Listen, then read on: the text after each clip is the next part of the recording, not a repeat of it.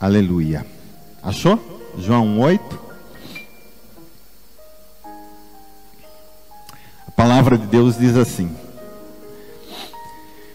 ele não era a luz, está falando de João Batista, ele não era a luz, mas veio para que testificasse da luz, a saber, a verdadeira luz, que vinda ao mundo, ilumina a todo homem. Repete comigo: a saber, a verdadeira luz, que vinda ao mundo, ilumina todo homem.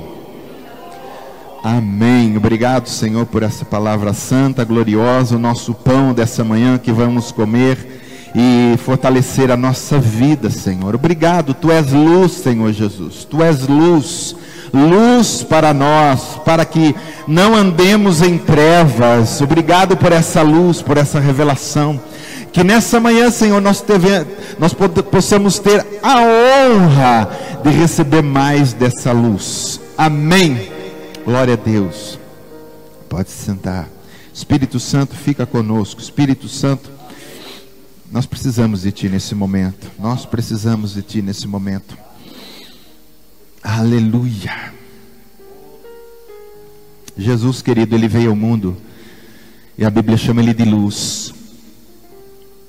O Evangelho de João fala muito sobre isso. Tem outra parte que ele diz: eu sou a luz do mundo, né?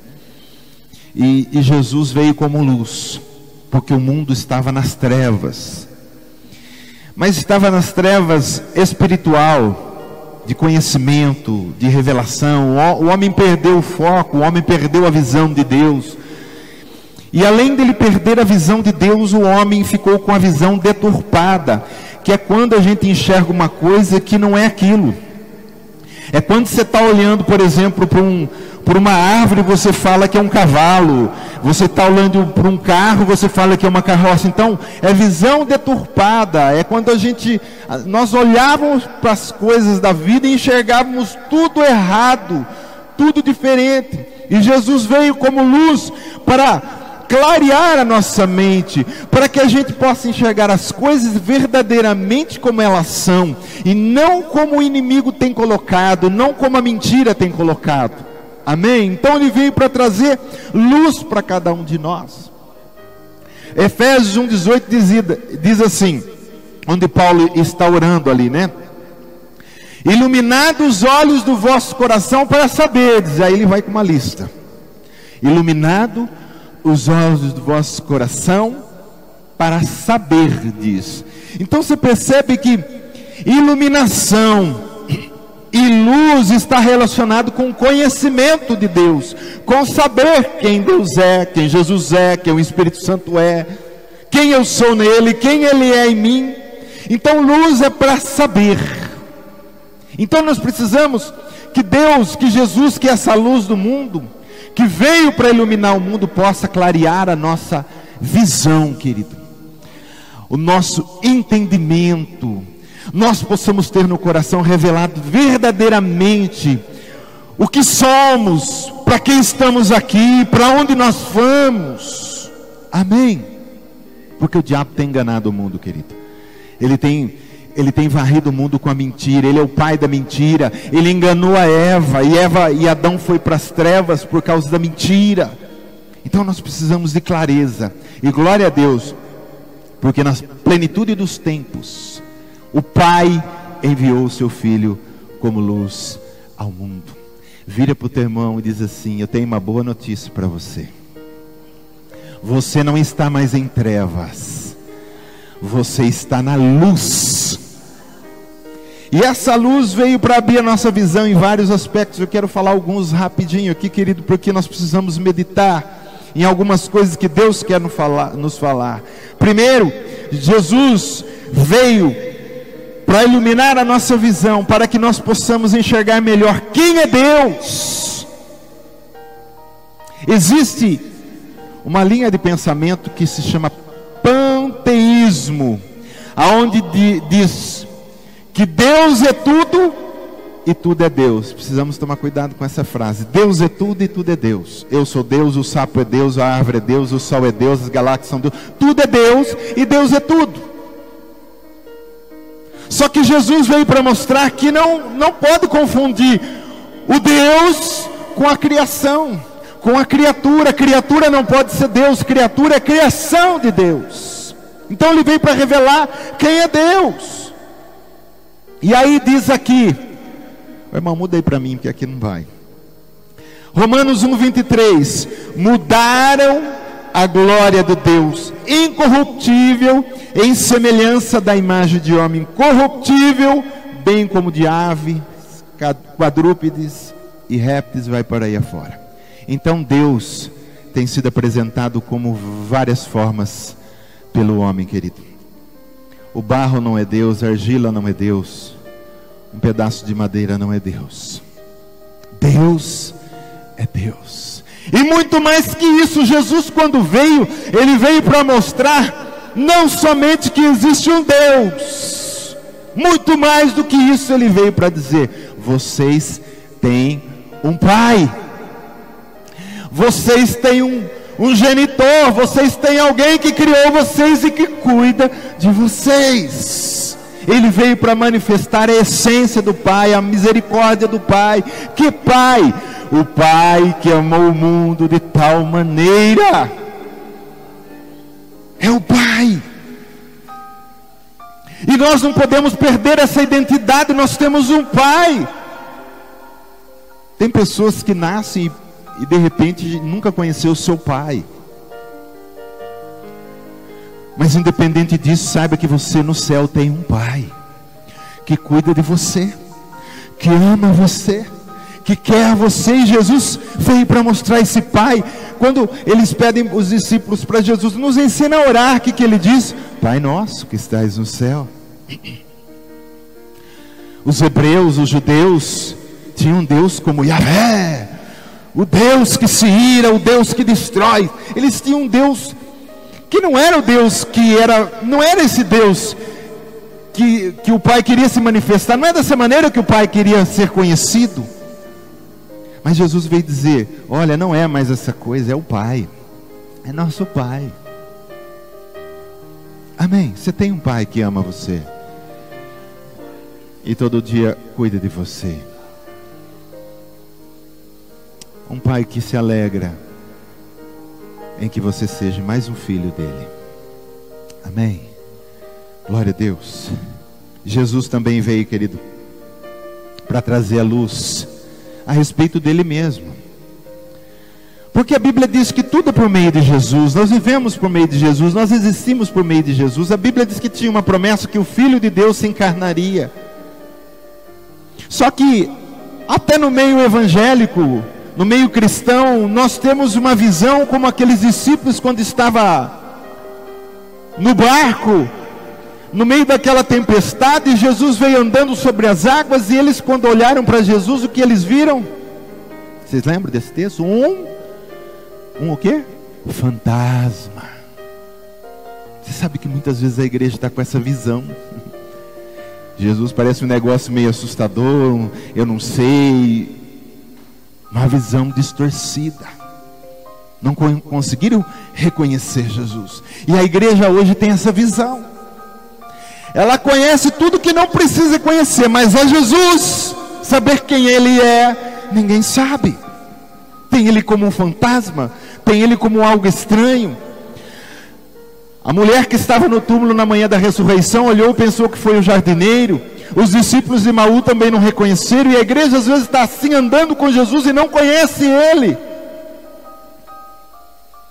Quem é Jesus, querido? Embora semana passada nós falamos um pouco sobre isso, né? Quem é ele? Mas ele veio também para trazer clareza dele mesmo. Amém? Ele é o meu Salvador, o meu Redentor, aquele que me comprou do mercado de escravo, dos vícios, das maldições, e disse: você é meu, eu te quero, eu sou o teu Salvador, o teu Redentor. Aquele que veio quebrar algemas, cordas, coisas que nos prendiam, nos escravizavam. Ele veio falar quem ele é. Ele é, querido, o caminho de volta. Porque o homem não sabia mais o caminho para ir a Deus. E ele diz: eu sou o caminho. Lá em Hebreus diz que pelo seu sangue, pela sua carne, Ele abriu um novo caminho para que a gente, todos nós, entremos no Santos dos Santos, na presença de Deus. Como nós cantamos hoje, né? Dá-me tuas asas para levar na presença do Senhor. Ele, querido, veio para isso, para ligar o que estava desligado. O homem estava separado de Deus, havia uma separação, o pecado separava, mas Ele diz: eu venho, apago o pecado com meu sangue, para que você possa ter contato com o Pai de novo. Então é esse Jesus que nós precisamos, e não apenas aquele símbolo numa cruz só que a gente olha e fala: ai, coitado, morreu na cruz. E aonde a gente passa e vê uma cruz, ai, coitado, ele morreu na cruz. Jesus é muito mais que isso. Eu não estou desvalorizando a obra da cruz, mas Jesus é mais que a cruz. As pessoas param na cruz e pensam que Jesus é aquele coitado que morreu e mais nada.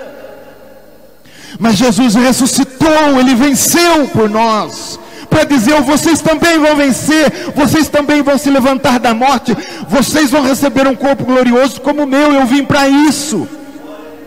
Amém? Jesus veio para falar dele mesmo também. Eu vim para que todos tenham vida, e vida em abundância. Quem é Jesus, querido? Às vezes a gente olha uma pessoa que ainda é pecador, que ainda está no mundo, que está lá nos vícios e não para, que está roubando, que está, sei lá, tanta coisa que o homem faz, que às vezes, né, estou falando de uma maneira mais irônica, às vezes acho que até Deus duvida do que o homem faça, né? O homem faz cada coisa que é até difícil de acreditar. Mas eu nem sei para onde eu ia. Jesus, querido, Ele é amigo dos pecadores. Eu lembrei onde eu estava falando dos ímpios. Vai comigo, querido, vocês precisam me ajudar aí. Às vezes esqueço e me lembro. A gente olha uma pessoa assim e nós criticamos, nós achamos que Deus mata, manda embora, limpa o mundo, tira esses caras ruins. Ô querido, você sabe quem Jesus era? A Bíblia diz que Ele era amigo dos pecadores. Você sabe que a igreja tem pregado um evangelho tão assim, difícil, porque o evangelho é uma coisa simples que atrai as pessoas, mas as pessoas têm pregado um Jesus tão assim santo, que não quer se misturar com ninguém, porque Ele é santo e ninguém pode chegar perto dele, que quando você vai pregar evangelho para uma pessoa, vai falar de Jesus e diz: não, eu ainda sou pecador. Querido, aprenda uma coisa, você vai ganhar muitas almas assim. Quando a pessoa disser eu sou pecador, você diz assim: posso te dar uma boa notícia? Ela fala: o quê? Jesus é amigo dos pecadores. E você vai quebrar o coração dela. Tem tanta gente condenando e mostrando o dedo, dizendo: não, Jesus, você precisa mudar, porque se Jesus não... Querido, as pessoas precisam primeiro aceitar a pessoa de Jesus. A mudança vem depois, ninguém consegue mudar antes. Nós não precisamos apresentar as regras para as pessoas, nós precisamos apresentar uma pessoa. Querido, não importa o que você está fazendo, não importa o que está acontecendo, só recebe essa pessoa, Jesus, e mais nada. Ame Ele, Ele é amigo dos pecadores. Ah, eu não consigo, tudo bem, mas Ele te ama mesmo assim. Entrega a sua vida para Ele. É esse que é o Jesus que nós devemos apresentar, e é esse a luz que Ele veio trazer dele mesmo. Amém? E glória a Deus que Ele é amigo dos pecadores, né? Glória a Deus. Outra coisa que a luz veio trazer também, querido, é para que a gente enxergue melhor quem é o Espírito Santo. Eu vou usar um termo aqui que eu nem sei, a Bíblia nunca usou isso, mas eu quero usar. Vamos ter o Espírito Santo, enxergar com clareza, com luz, porque o Espírito Santo também é luz, está em nós também para falar de Jesus, revelar do céu, revelar da palavra. Ele é a luz, Ele também é a revelação, Ele é a ação de Deus, é a pessoa que vem com a ação de trazer revelação. Mas eu quero mostrar o Espírito Santo para você como um pedreiro. Você sabe o que Ele está fazendo na nossa vida? Ele está edificando a cada dia. Ele, quando entrou, era uma casa caindo aos pedaços, tudo derrubado, buraco na parede, e Ele diz: espera aí, agora eu vou edificar a sua vida. Então ele foi derrubando tudo e começou tudo do zero. Tirou todas as nossas, as nossas mentalidades erradas, os pensamentos errados, que ele diz, agora eu vou trazer luz para você. E ele está a cada dia edificando essa casa e esse templo onde ele mora dentro. Amém.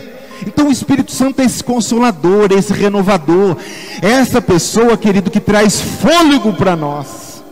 Porque o homem sem Deus, ele tem o espírito morto. Está lá o espírito, mas está morto.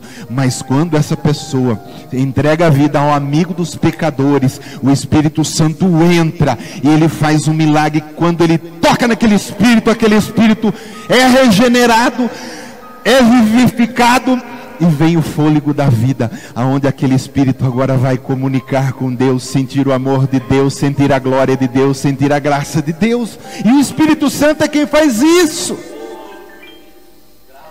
O Espírito Santo é aquele que senta do teu lado quando você vai ler a palavra, o Evangelho, e ele vai falando para você o que significa. Ele diz, querido, isso é para você, essa palavra é assim, olha, faça sábio. E ele te revela, ele te ensina, ele é teu professor. Amém. É aquele que capacita a igreja poderosa, cheia dos dons, cheia de sinais, que só o Espírito Santo pode dar para a igreja. Amém. Ele é aquele que te enfeita, ele é aquele que embeleza a igreja para o encontro de Cristo nos ares. E você sabia que ele é a sua garantia? A Bíblia chama o Espírito Santo de penhor, garantia da propriedade até que Jesus volte. Por isso que o inimigo não pode tocar na sua vida. Você tem dono. Amém? E quem te sela é o Espírito Santo. O Espírito Santo estampa na tua testa, espiritualmente falando, uma frase escrita assim: propriedade exclusiva de Jesus. Glória a Deus. Esse é o Espírito Santo. É o nosso melhor amigo, o amigo de cada dia. Amém, querido? Não deixe de falar com o Espírito, não deixe do Espírito, deixe ele edificar a sua vida. Ontem nós estávamos falando na escola bíblica, que muitas pessoas falam plenitude do Espírito, plenitude. Plenitude não é o quanto você tem do Espírito Santo, plenitude é quanto o Espírito Santo tem de você, quanto você deixou para ele. Não adianta falar aqui, eu tenho a plenitude, mas você não liberou tudo para ele, então não tem a plenitude. É o quanto ele tem de você. Deixa o Espírito Santo tomar todas as áreas da sua vida, para que você possa ser plenamente regenerado. E eu fico triste porque o que mais nós temos visto a igreja querer buscar é ser regenerado, é ser transformado. Querido, claro que é força de expressão. Eu me converti, no sentido, eu estava indo para o caminho das trevas, encontrei com Jesus, voltei. Mas a conversão é um processo de vida. A vida toda você está convertendo, porque conversão é um caminho até chegar à plena santidade. No sentido de que convertido, porque você estava indo para as trevas, está indo para a luz, amém. Mas na realidade você está se convertendo a cada dia, e quem te ajuda é o Espírito Santo. E as pessoas não têm deixado o Espírito Santo trabalhar. Então o que eu peço para você nessa manhã: deixa o Espírito Santo edificar a sua cidade, deixa o Espírito Santo edificar as tuas muralhas em ruínas, deixa ele fazer o trabalho, querido. Amém? E para ele fazer o trabalho, você tem que ter tempo para ele. Glória a Deus. Enquanto você está no Face, WhatsApp, televisão, o tempo todo, eu não estou dizendo, mas não sabendo usar, ele não pode edificar você. Ele não pode. Aquele momento que você coloca a tua patela no chão, o teu joelho no chão, aí ele pode começar um trabalho. Então gaste tempo com o Espírito Santo, senão você não vai entender, presta atenção. Não vai nem entender e não vai nem aceitar muitas coisas. Porque muitas vezes a gente lê a palavra e a palavra, por exemplo, fala que a gente tem que ser decente nas vestes. Vamos dar um exemplo. E pode ser que tenha alguém que ainda não entendeu isso. Por que não entendeu? Tem a palavra, mas continua se vestindo decentemente. Por quê? Porque não gastou tempo com a presença do Espírito Santo. Eu gosto de ouvir Chitãozinho Chororó, eu gosto de ouvir, sei lá. Fala aí, eu estou tão longe dessas coisas que eu não lembro mais nada aí. de hoje, da moçada aí? Fala alguma coisa aí.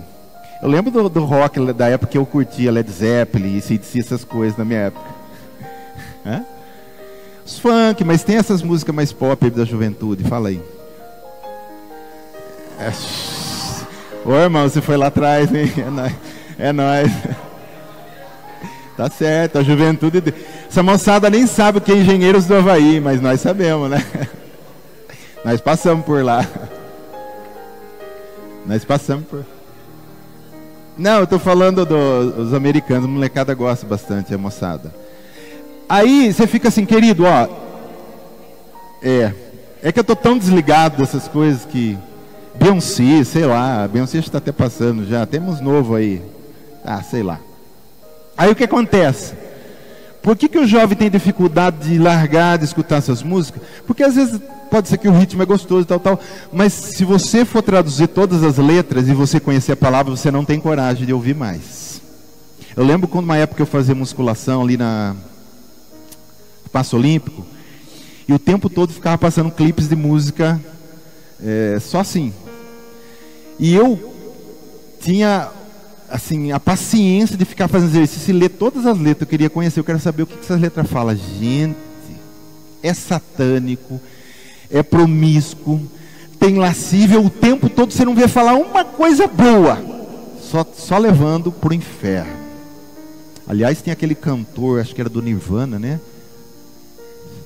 Sabe que é o Nirvana, que falava assim, tinha uma letra que dizia assim, que eu estou indo para as rodovias do inferno. Esse de si? Ah, então é esse. Olha a letra, e as pessoas eles pegam e ouvem e tá lá, estou indo para a rodovia do inferno e tá lá gostando. Mas o que eu quero falar assim, por que os jovens têm dificuldade de largar daquilo que eles gostam? Às vezes, tô falando de igreja, tem jovens crentes que jogam, por exemplo, jogos satânicos, que tem magia. Tinha até um jogo antigo também, todos ligados disso, mas o último que eu conheci que chamava Diablo. Aonde você ia passando de fase e ia descendo para as profundezas do inferno. Era assim, o jogo. E às vezes você vê crente, jovem crente, ou adolescente jogando. Por que eles não conseguem largar? É a pergunta que eu faço para você meditar. Por que eu não consigo largar da música do mundo, das vestes do mundo, do linguajar do mundo? Por quê? Nós estamos falando de quem agora? Porque não tem o Espírito Santo, querido. Você não precisa fazer força para largar das coisas. Quando você estiver fazendo força, nem faça mais. Ah, eu não consigo, eu gosto. Então para. Se você quiser largar, faz o contrário. Não tenta largar do vício, não tenta largar da música, não tenta largar da moda do mundo. Faça uma outra coisa diferente. Busca mais do Espírito Santo, que automaticamente ele vai abrir a tua visão, vai ter uma visão restaurada, como estamos pregando. E você vai olhar para aquilo e diz, puxa, eu nunca tinha enxergado isso, misericórdia, não quero isso para a minha vida. Porque eu sei de vários testemunhos de jovens. Uma vez eu estava lendo um livro e dizia de um jovem que ele foi para a igreja, sabe? Deu uma louca nele de repente, o dia ele foi para a igreja, cabelão aqui embaixo, roqueiro mesmo, sabe aqueles caras? Tocava na banda, rock. Sei lá se alguém amigo dele, alguma coisa, combinou com ele foi para agradar o amigo, não sei, mas sei que no testemunho ele foi na igreja, e quando ele chegou lá, querido, o Espírito Santo quebra tudo, amém? O Espírito Santo quebra tudo. E aí quando ele chegou lá, no meio daquele louvor, no meio daquela palavra, ele sentiu uma coisa tão gostosa que no rock não tinha dado isso para ele, nem na banda, e nem no álcool, nem nas drogas. E ele, quando o pastor no final fez o apelo, ele foi lá e entregou, daquele jeitão dele, foi lá na frente com o cabelão, confessou Jesus de verdade. Quando chegou no meio da semana, o cabelo começou a incomodar ele.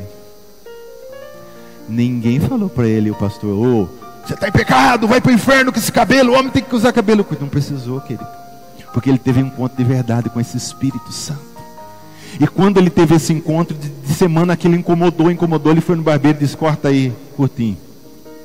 Aí chegou no sábado, no ensaio da banda de rock, ele chegou lá, e sabe quando você está sem graça, e aquilo já não é aquilo que você quer, e ele tirou a guitarra e disse, pessoal, eu estou saindo da banda. Você está entendendo?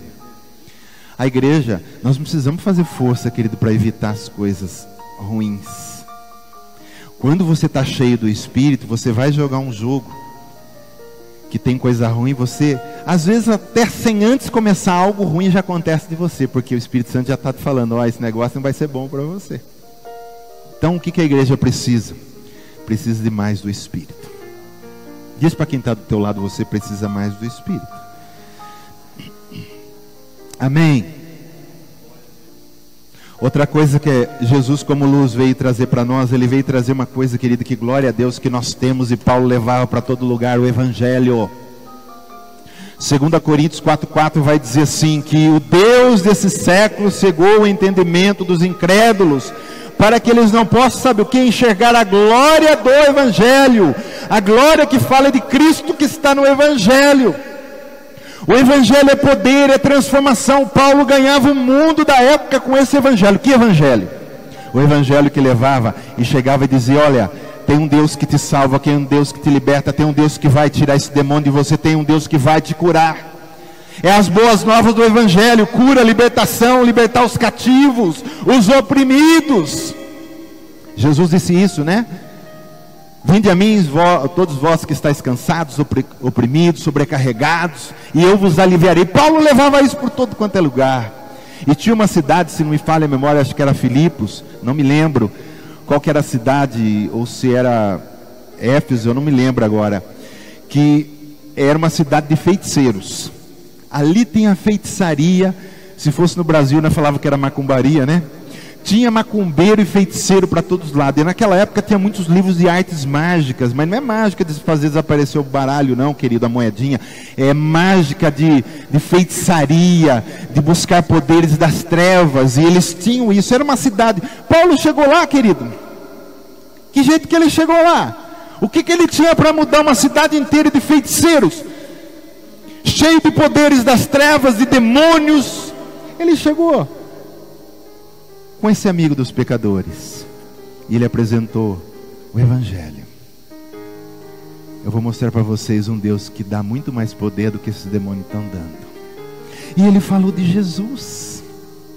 Ele não disse assim para a cidade, olha, é o seguinte, vem todo mundo comigo aqui, nós vamos fazer uma sessão de quebra de maldição, depois nós vamos fazer uma sessão de não sei o que, depois vocês têm que fazer um seminário de não sei o que. Não, ele chegou lá e pregou Jesus, o Evangelho. Ele diz, não me envergonhe do Evangelho, que é poder de Deus. E quando ele falou de Jesus, lê lá em Atos, eu não me lembro agora onde está isso aí, querido, mas procura. Vai lá, fuça na internet, digita no Google o que você acha, né? Paulo libertou a cidade de feiticeiros, aquela coisa toda. Queimaram um montante de livro de feitiçaria no meio da praça.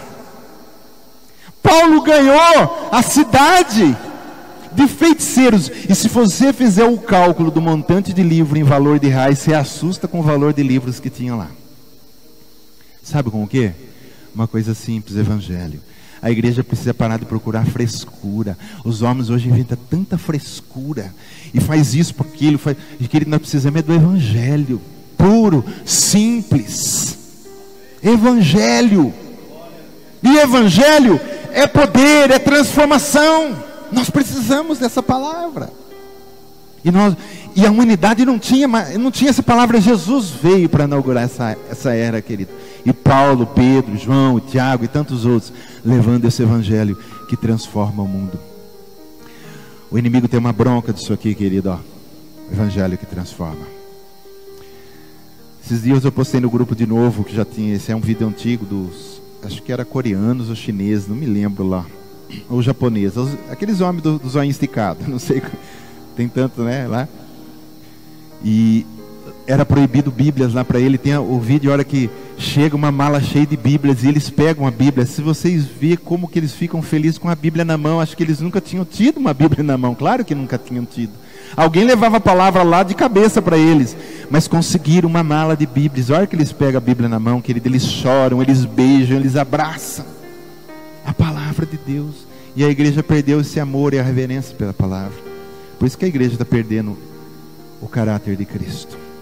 A gente olha para ela e não consegue ver Jesus. Precisamos do Evangelho que muda e transforma, querido. Amém? Coma da palavra todo dia, coma do Evangelho todo dia. O Evangelho vem falar do próprio Deus, do próprio Jesus, do próprio Espírito Santo. O Evangelho vem falar de você, o que você precisa fazer. Amém? Coma do Evangelho. Outra coisa que Jesus veio trazer, eu já falei um pouco disso, mas uma visão mais clara de quem é o homem. O homem foi feito à imagem e semelhança de Deus. Eu olho para você e vejo alguém que é a imagem e a semelhança de Deus. Só que quando a gente olha para aquele que ainda não nasceu de novo, aquele que é ruim, aquele que às vezes tira a gente até da paciência, a gente acha que ele não é imagem. A imagem só está escondida lá, querido. É apenas uma moeda que traz a imagem, né, do seu Criador. Mas a moeda está cheia de barro, de sujeira. Quando lavar, aparece quem ele é, de verdade. Ele não é aquilo. Ele é aquilo que Deus quer fazer com a vida dele. E às vezes a gente se comporta como o cego de Betsaida. Lembra desse cego? Jesus curou ele. Aí diz para ele assim: o que você está vendo? O que ele falou que estava vendo? Vejo os homens como árvores.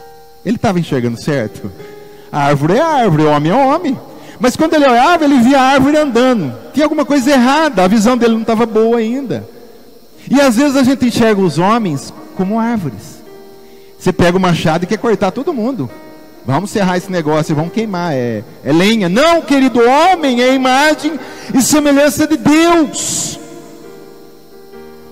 Quando Noé desce da arca, Deus fala com ele assim: olha, a partir de agora, quem derramar sangue também, né, quem matar o homem, que é a imagem e semelhança de Deus, também será morto. Porque ele diz, não pode matar o homem, porque o homem é a imagem e semelhança de Deus.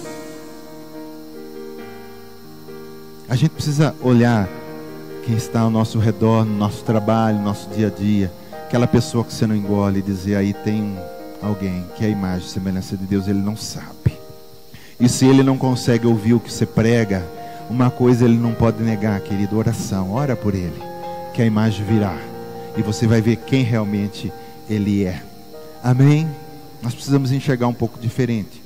Outra coisa que nós temos que ter uma visão mais clara, que o Espírito Santo veio fazer isso, que Jesus como luz do mundo veio fazer isso, é enxergar melhor quem é a igreja. O que é a igreja? Hoje tem uma coisa tão debatida por aí, que não pode ir no templo, porque templo não é igreja, querido. Não é o templo que é a igreja, mas a igreja que está dentro do templo é a igreja. Amém? A palavra igreja do grego é eclésia, que significa tirado de um lugar particular para um lugar público. Esse lugar público pode ser na praça, pode ser na rua, pode ser num templo. E as pessoas ficam brigando se está no templo, se não está no templo. Uma vez uma pessoa que até passou por aqui mandou um WhatsApp para mim, depois que ele voltou, né, com essa ideia de desigrejado, e ele começou a conversar comigo no WhatsApp e dizia: Deus não cura no templo, Jesus nunca fez nada no templo. Eu fui lá e citei 1 milhão de passagens para ele de Jesus curando no templo, curando a mulher curvada, o braço do rapaz que estava ressecado. Fui citando um monte para ele. Falei: querido, Jesus não tem problema com o templo que tem problema com Jesus. É os homens que queriam mandar Jesus fora do templo, mas Jesus ia no templo. Quando mandava embora, ele ia. Paulo a mesma coisa, toda vez ele ia no templo, na sinagoga. Quando expulsava ele também saía. Mas o problema não é o templo. Eu disse para ele: Jesus cura no templo, Jesus fora do templo. Jesus não tem problema, Jesus quer fazer a obra. Não interessa se está no templo ou não está no templo. Ô querido, a gente sai daqui, nós não queremos mais tempo, tudo bem, vamos reunir aqui na frente do ginásio aqui, num campinho de futebol. Muda alguma coisa? Nós continuamos sendo igreja. Então eu quero que você entenda essa visão. Igreja é isso aqui, a reunião de pessoas que se amam o mesmo Deus e estão reunidas para ser tratado pelo mesmo Deus, num só corpo, num só Espírito, num só batismo, num só Deus. Isso é igreja. É um organismo vivo, não é uma instituição. Igreja não é chama viva, igreja é a igreja invisível do Senhor, que somos nós sobre a terra. É um organismo vivo que se mexe. Por isso que Satanás quer acabar com a igreja. Por isso que o anticristo já existe, querido, está aí, e ele não consegue se manifestar, porque a igreja, organismo vivo, ainda está na terra como luz. E a luz incomoda as trevas. As trevas não podem se manifestar se a luz não sair. Olha lá, trevas não tem poder. Você liga a tua luz à noite lá da sala da tua casa. Enquanto você não desligar ela, a treva não aparece. Enquanto tem luz, a treva tem que respeitar. E por isso, querido, que tem tido tanta confusão. As pessoas não sabem o que é igreja. Igreja somos nós, corpo vivo, que está aqui na terra para fazer a obra do Senhor. Não aqui só. Aqui dentro se prepara para levar lá fora. Aqui dentro come para levar lá fora. Aqui dentro recebe unção para levar lá fora. Isso é igreja. Amém? É todos sendo um. Olha que interessante. Você pega um saco de batata. Então tem várias batatas, todos com casca. Então você vai olhar uma batata mais manchada, uma batata maior, uma batata menor. Quando a batata está no saco, você vê um monte de diferença, você vê até a podre. Ah, aqui eu estou vendo a batata podre. Aí você tira a batata do saco e descasca todas elas. Melhorou um pouco, né? Todas elas agora já não tem mais mancha, todas elas estão com a mesma cor, tudo amarelinho. Aí fala de transparência. Mas tem um nível mais profundo que é desse que eu quero falar. Quando você bota todas as batatas numa água quente e cozinha ela, e depois amassa todas elas, você vê alguma diferença? Todo mundo é a mesma coisa. A gente não vê mais quem está manchado, quem está maior, quem está menor. Ninguém aparece. Todo mundo é tudo e Deus é tudo em todos. É essa visão que nós temos que ter da igreja. Nós temos que ser batata amassada. Ah, porque o pastor, porque o irmão, aquele outro, aquele ali fala muito, aquele outro é chato. Querido, batata amassada, eu não vejo mais defeito. Nós somos um só em Cristo. Eu não fico olhando mais o defeito dele, não. Porque nós estamos misturados juntos. Se ele é ruim, eu também sou, nós estamos tudo misturado. Nós temos que ser batata amassada. Na água, que é a palavra, mudado pela palavra. E o poder, que é a temperatura quente que derrete a batata. Palavra, poder. Nós somos todos misturados numa coisa só. E aí, se alguém perguntar o que é a igreja, fala para a pessoa: a igreja é um purê de batata. Aí você explica por quê. Porque hoje, querido, as pessoas ficam só olhando. Ah, eu quero estar lá, que lá eu destaco mais. Ah, diácono, limpar a igreja. Ah, isso aí não. Eu quero, pastor, me dá alguma coisa para mim aparecer. Querido, quem é estrela é Jesus, nós somos luz, amém? Ele é a estrela. A quem tem que ser estrela e aparecer, ele, nós somos chamados para ser luz e manifestar a luz dele. Então as pessoas ficam fazendo essas diferenças. Não existe, querido. Aqui dentro, do mais espiritual ao menos espiritual, todo mundo é a mesma coisa em Deus, como corpo. Você está entendendo? Então tenha paciência, você que é um pouco mais, com os mais novos, e assim vai caminhando. A gente passou por todos esses processos. Somos todos um só. E eu quero dizer para você que está aqui, que eu me sinto honrado de fazer parte desse purê com você. Amém? Me sinto honrado de a gente ser um só. Nós aqui com toda a igreja de Cristo sobre a terra. Glória a Deus. Isso é igreja. Igreja, querido, é quando dói o dedinho do pé. Você fala: mas o dedinho, que importância tem esse órgão? Um negocinho pequenininho lá que nem unha tem. Eu não sei se todo mundo... A maioria das pessoas quase nem unha tem no dedinho, né? É um negocinho torto, parece que... Querido, não é não. Se você... Um dia que nós estávamos jogando futebol lá na chácara do Kiko, eu estava descalço. E eu jogo futebol pra caramba, né? Só misericórdia. E eu, como jogo bem, eu fui chutar e chutei o chão com o dedinho.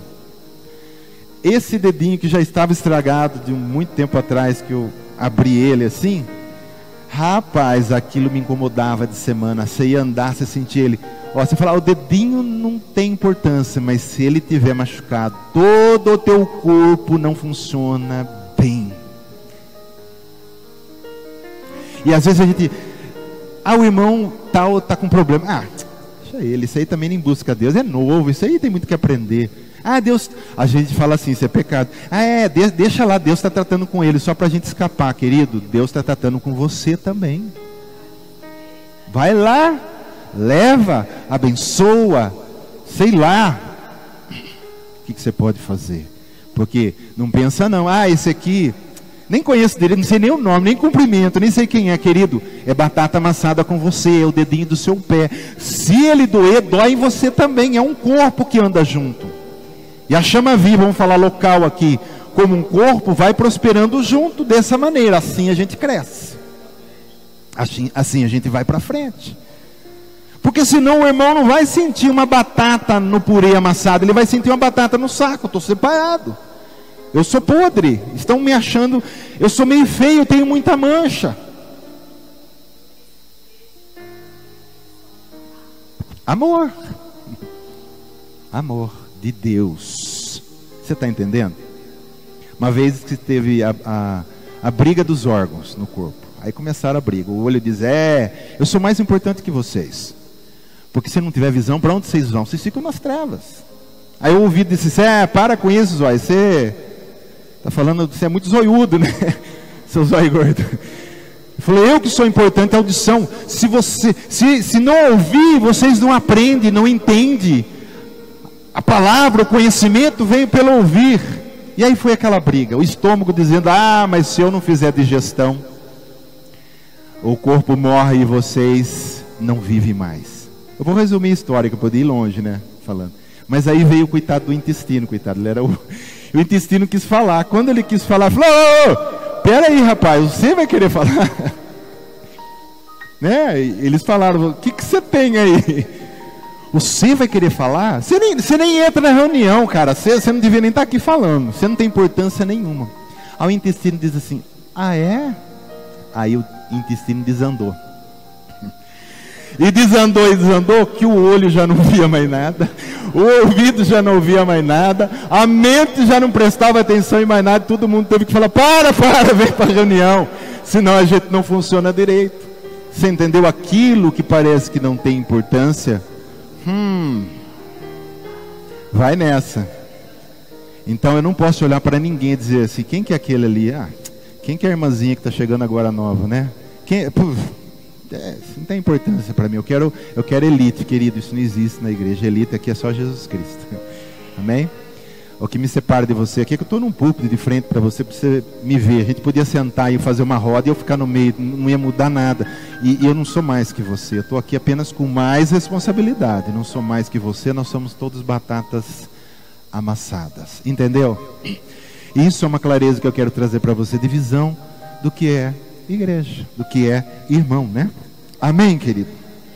Glória a Deus. Oh, que glória. Estamos encerrando, querida. Outra coisa que nós precisamos entender é enxergar melhor como luz o que Deus fala. Jesus falava sempre do reino. O que é esse reino?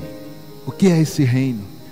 Jesus disse assim: prega agora que o reino de Deus foi inaugurado, começou. O que é o reino de Deus? Porque reino fala de um rei, de um império que governa. Então, como se fosse Jesus dizendo: olha, eu vim trazer o reino do céu para ser estabelecido na terra. O que é o reino? O que os discípulos saíam para fazer? Campanha das 7 semanas do milagre, a vitória. Ganha o seu camelo, busca o seu camelo, nós vamos fazer. E estava lá Pedro fazendo a campanha do camelo, porque naquela época quem tinha camelo, cavalo, né? Quantos cavalos você tem? Um só, irmão? Você está muito pobre, né? Vamos fazer 7 semanas da conquista do cavalo. Você vai ter um garanhão para você. Não fazia isso, querido. O que Pedro levava? O que os discípulos levavam? Evangelho da salvação, cura, libertação. Isso é reino de Deus. Restauração. Isso é reino de Deus. Levar misericórdia, levar a graça de Deus para aqueles que não têm. Isso é reino de Deus. E as pessoas têm pregado tanto, querida, essa prosperidade. Não temos, claro que a gente tem que ser próspero, mas não desse jeito que eles querem que sejam. Essa prosperidade maldita que tem feito com que o homem sejam cada vez mais pobres por dentro, mais andarilhos por dentro, não tem nada, só um trapo, um pano pendurado num pau levando na costa, e dentro só tem carro, casa e mais nada. Pobres, isso não é reino de Deus. Reino de Deus não é comida e bebida, disse Paulo. Justiça, paz e alegria no Espírito Santo. Leva justiça e retidão por onde você passar. Seja justo com as pessoas. Leve justiça. Ajude elas a serem justificadas. Sê por elas, querido. Porque se você não for, igreja, quem vai ser? Tenha misericórdia delas. Amém. Isso é reino de Deus. E eu já disse aqui outro dia, vou repetir, só 2 coisas Jesus prometeu para nós. Lembram? Sei quem lembra, não vai lembrar. Qual que é uma delas? Eternidade, isso, vida eterna, Ele prometeu. Isso você pode pregar. E a segunda, para nós? Cruz. Leva a tua cruz. Quer me seguir? Quem quer seguir eu? Quem quer ser meu discípulo? Porque discípulo é seguidor. Porque falar, eu tenho Jesus, quero Jesus, mas não segue Jesus, aí não adianta nada. Eu tenho Jesus no meu Face, mas não curte Jesus, não vê as publicações de Jesus. Ah, mas eu sigo Jesus. Que jeito que você segue, querido? Jesus disse, agora se você quiser me seguir, uma coisa eu garanto para você, cruz. Toma a tua cruz e me siga. Ontem nós lemos um texto que está em Coríntios, né? Até falamos bastante no final, na escola bíblica, que a presente e momentânea tribulação nos dá um peso de glória, e que a gente tem que pensar nas coisas lá do alto. Então, querido, esquece das coisas daqui. Se está difícil, se está tribulado, não importa, eu tenho que ter foco lá. Amém? Que as lutas da vida me façam ainda mais tirar os olhos daqui e dizer para lá que eu quero ir. Eu quero focar naquilo que é eterno, naquilo que vai me dar paz eternamente, naquilo com aquele que eu vou viver eternamente. Amém? Você está entendendo? Oh, maravilhoso. E o último que eu quero falar é que essa luz do mundo, Jesus, veio fazer com que nós enxerguemos melhor o propósito de eu existir e o meu destino final. Propósito de existência e destino final. Você tem um destino final, você tem um propósito de existência. Aí você pergunta, para que eu existo? Pergunta para quem está do teu lado, para que eu existo? Faz de conta que você está bravo. Você está bravo. E de repente aconteceu tanta coisa. Pergunta para ele assim, para que eu existo? Tá bravo, às vezes a gente fala isso, não fala, estou falando brincando, mas a gente fala, para que eu existo, né? Por que não morre então? Vida, né? Qual que é o propósito da existência, querido? Essa palavra aqui, presta atenção. Deus vai falar com você em Isaías 43, versículo 6. Direi ao norte, entrega, e ao sul, não retenhas. Trazei meus filhos de longe e minhas filhas das extremidades da terra, a todos os que são chamados pelo meu nome, e os que criei para o quê? Para a minha glória e que formei e fiz. Para que você foi criado? Para a glória de Deus. Diz para quem está do teu lado agora, você foi criado para a glória de Deus. Para que você nasceu, querido? Para a glória de Deus. Olha que honra, eu existo para a glória de Deus. Por isso que eu não posso olhar para mim e dizer, eu sou um verme, agora depois de salvo, né? Porque antes, eu não sou nada, não, querido, agora você existe para a glória de Deus, manifestar a glória dele. Que glória, eu sou um vaso de honra, porque o tesouro está dentro de mim para manifestar essa glória para o mundo. Você foi criado para a glória. E aí tem um outro texto de Efésios, capítulo 1, versículo 11, que diz assim, nele digo, no qual fomos também feitos herança, predestinados segundo o propósito daquele que faz todas as coisas, conforme o conselho da sua vontade. E aí vem o 12, a fim de sermos para louvor da sua glória, nós, os que de antemão esperamos em Cristo. Você foi feito para louvor da glória de Deus, e você pode ser louvor da glória de Deus, querido. Enxergue isso na sua vida. Para que você existe? Para a glória dele. Então você sabe, você enxerga o propósito da sua existência, mas você tem que saber também o propósito do seu destino final. Amém? Você tem que voltar para a sua origem. Nós viemos de Deus e vamos voltar para Deus. Deus é que deu o nosso espírito. Deus deu a vida para nós. Saímos dele e vamos voltar para ele. A grande missão de Jesus e de nós, igreja, hoje, é falar para as pessoas que elas estão perdidas, não sabem nem para onde vai. Você vai na Índia, muitos acham que vão voltar na vaca, no rato. Você vai em outros lugares, eles acham que vão reencarnar e reencarnar e reencarnar. Ninguém sabe para onde vai, mas Cristo veio trazer a boa nova. Vocês vão voltar para a casa do Pai. Amém? Nós temos que falar para as pessoas, nós temos que ser direção para ela, farol nós temos que ser. e dizer: querido, você está perdido, você precisa voltar para a casa do papai. Nós precisamos voltar para a nossa origem, ao nosso destino final. Amém, querido? O Mateus, se mudar aí, você põe, irmão. Diz assim: então o rei dirá também aos que estiverem à sua esquerda: apartai-vos de mim, malditos, para o fogo eterno. Preparado para quem? Diabo e seus anjos. Mas tem tanta pessoa indo para lá e não sabe qual seria o destino final dele. Você acredita que tem gente que fala assim, e acontece, né? Eu nasci para ir para o inferno mesmo. Eu sei que eu vou morrer. Tem gente que fala: eu sei que eu vou morrer, eu vou para o inferno. Gente, não foi para isso que Deus nos criou. O destino final para o homem é morar com Deus, é estar para sempre com Deus na sua glória. O salmão nasce lá em cima no rio doce. Está o ovinho lá, ele eclode. Aí ele desce, depois de um tamanhinho, desce toda a correnteza, e a água desemboca no mar. Aí da água doce ele começa a viver na água salgada. Ele fica um tempo até ficar adulto. Quando ele fica adulto para reproduzir, ele faz o caminho inverso. Então ele começa agora a voltar.